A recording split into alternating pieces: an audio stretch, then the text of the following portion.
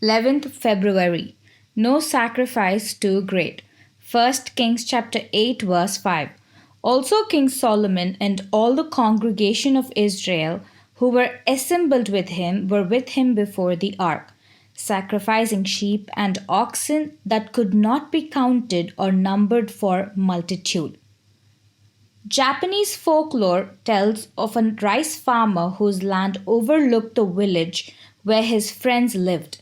While working in his rice paddies one day, he felt a quake and saw the distant ocean swiftly withdraw from the shoreline.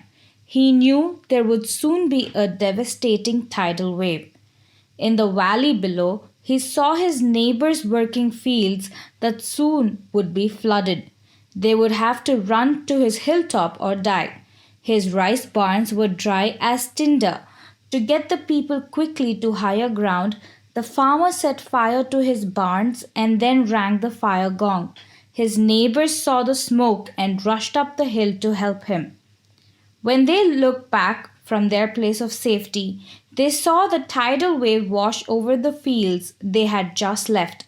Instantly they understood the farmer had made a great sacrifice that they might be saved. Solomon and the people of Israel were equally generous in their sacrifices. They were so enthused about the new temple and the blessings that God was giving them that no sacrifice was withheld.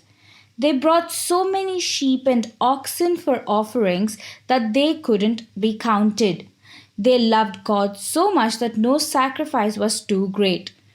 Jesus felt the same way about you and me. Being crucified was a terrible way to die.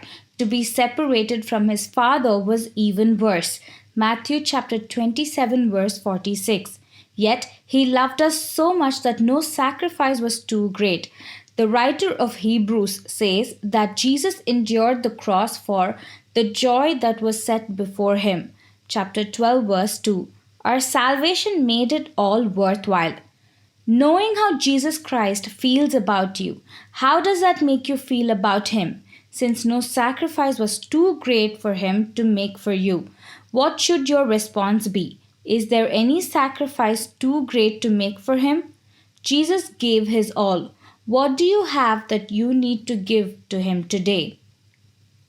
Jesus' all demands our all. Amen.